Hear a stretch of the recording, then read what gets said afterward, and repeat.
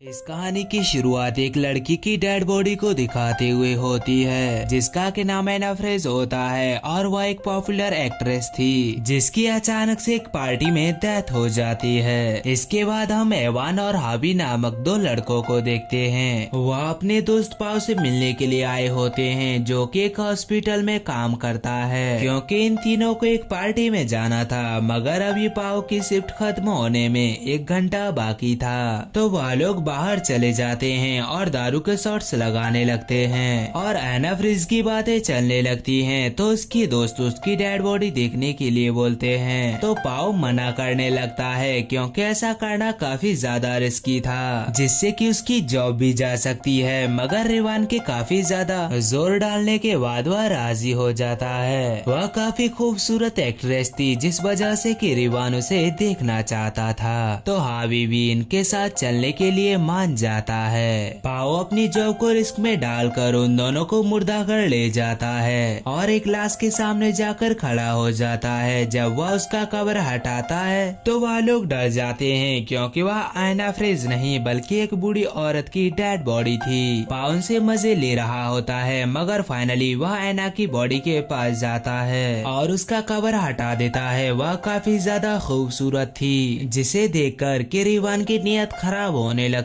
है और वह कवर को थोड़ा और नीचे करने लगता है और उसकी चेस्ट को टच करने लगता है। हावी को यह काफी ज्यादा अजीब लग रहा होता है क्योंकि एक लाश के साथ ऐसा करना तो कोई अच्छी बात नहीं थी।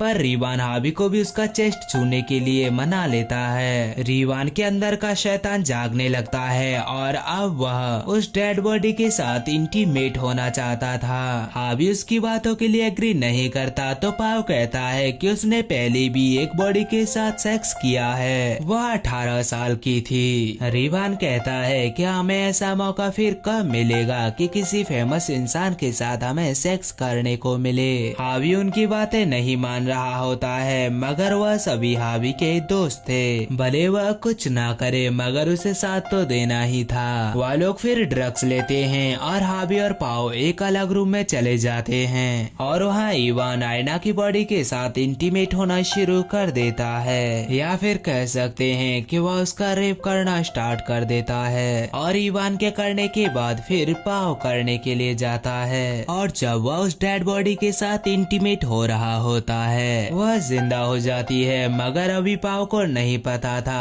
कि वह जिंदा है। और जब वह देखता है तो उसकी एकदम समझ जाइए कि मैं क्या बोलना चाहता हूँ। उसकी चीख सुन के हावी और इवान उसके पास आते हैं। पाव ने बताता है कि आयना जिंदा हो गई है। अब रिवान और पाव को काफी ज्यादा टेंशन हो जाती है क्योंकि उन्हीं दोनों ने उसका रेप किया था। आयना कहीं पुलिस को ना बता दे जिस वजह से कि वह उसे मारने का डिसाइड करते हैं और वहीं हावी जाकर उसे कपड़े पहना देता है। हावी अभी भी उनके प्लान के लिए एग्री नहीं था और कहता है कि तुमने जो उसका रेप किया है तुम्हें उसकी सजा भी भुगतनी होगी। और तभी गुस्से में आकर इवान हावी को पीटना शुरू कर देता है। तभी पाव बीच में आकर इन दोनों को अलग करता है। तभी रिवान को रियलाइज होता है कि उसने हावी का सर फोड़ दिया है जिससे कि काफी ज्यादा खून निकल रहा है। दोनों उसका इलाज कराने की सोचते हैं मगर वह दोनों बाहर नहीं जा सकते थे क्योंकि थोड़ी ही देर पहले हॉस्पिटल का एक मेंबर एक डेड बॉडी लेकर अंदर आया था। तब ये लोग छिप गए थे और वह डोर बंद करके बाहर से जा चुका है। आयना जिंदा तो हो गई थी मगर अभी भी उसकी बॉडी पूरी तरह पैरालाइज थी। पाओ और इवान हावी को दूसरे रूम में शिफ्ट करते हैं और आयना को भी उसी रूम में ले आते हैं। वह हावी को होश में रखने की कोशिश करते हैं, साथ ही फ्लोर पर फैला हुआ खून भी साफ करते हैं। पाओ अपने कपड़े चेंज कर लेता है। तभी वहाँ पर एक लड़का आता है। आयना चिल्लाने की कोशिश करती है मगर रिवान उसका मुंह बंद कर देता है और पाओ उसी लड़के के साथ चला जाता है। तभी हम देखते हैं कि हावी अब सांस नहीं ले पा रहा है। तब आयना कहती है कि शायद वह मर चुका है और थोड़ी ही देर बाद पाव भी वहाँ पर आ जाता है और उसे भी पता चलता है कि हावी अब मर चुका है। पाव रो रहा होता है तो इवान कहता है कि यह बस एक एक्सीडेंट था, हमने कुछ भी नहीं किया है। तो आयना कहती है कि तुम ही लोगों ने यह सब कुछ किया है और इसकी सजा तुम्हें जरूर मिलेगी। और इवान उसे मुंह बंद रखने के लिए कहता है, जिसके बाद कि पाओ और इवान बाहर जाते हैं। इवान पाओ को कहता है कि अगर यह सब किसी को भी पता चला तो हमारी लाइफ पूरी तरह से खराब हो जाएगी और इसी वजह से हमें हावी की बॉडी को सेटल करना होगा और आयना को मारना होगा।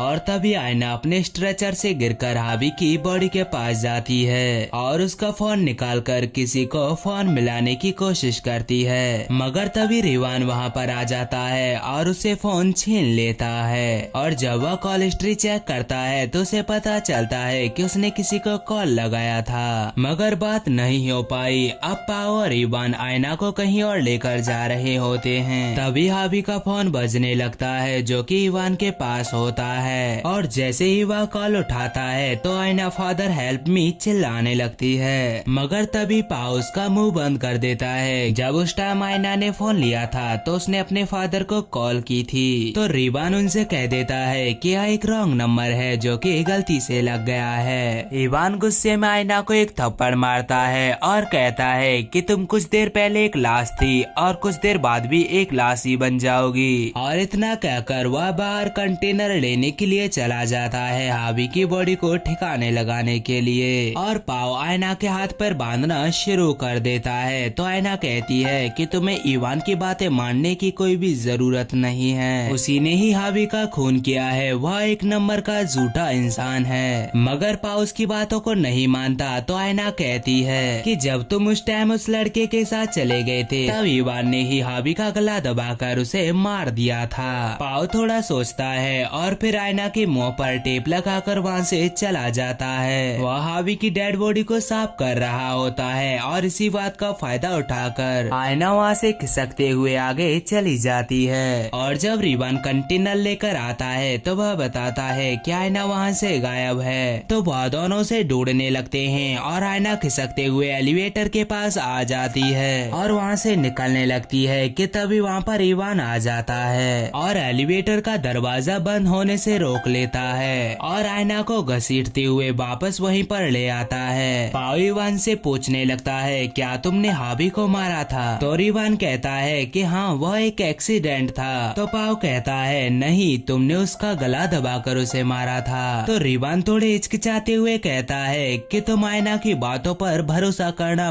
बंद करो। और वह दोनों सोचने लगते हैं कि आयना को कैसे मारा जाए कि सबूत भी ना मिले, और वह उसकी सांस रोककर मारने का उसे डिसाइड करते हैं। तो पाओ रिवान को एक कपड़ा ला कर देता है और उसे मारने के लिए कहता है, तो रिवान उसे कपड़ा वापस देते हुए उसे खुद मारने के लिए कहता है। तो पाओ कहता है कि तुमने हावी को मारा था, इसे भी तुम ही मारोगे। रिवान अकेला ही इन सब का भागीदार नहीं बनना चाहता था और इसीलिए वह पाओ का हाथ पकड़ के वह दोनों आयना को मारने लगते हैं। ऐसा करने पर आयना का टॉयलेट निकल जाता है, मगर वह दोनों उसका कपड़ा नहीं हटाते और आयना इस तरह फिर से मर जाती है। और हावी की बॉडी को इवान कंटेनर में डालकर वहाँ से चला जाता है और इधर पाओ आयना की बॉडी को साफ कर रहा होता है। इवान हावी की डेड बॉडी को फेंक कर वापिस आता है और यहाँ पाओ आयना की बॉडी को क्लीन करके कवर करके वहाँ से जाने लगता है। पाओ जब वहाँ से जाने लगता है तो वह आखिरी बार आयना का कवर हटाता है, तो आयना जिंदा होती है और हमें एक फ्लैशबैक दिखाया जाता है कि जब आयना और पाओ बातें कर रहे होते हैं तो आयना ने पाओ को कन्विंस कर लिया होता है कि वह गलत नहीं है, जो भी किया है इवान ने किया है। और जब वह लोग उसे मार रहे होते हैं तो वह पहले ही सांस रोककर मरने की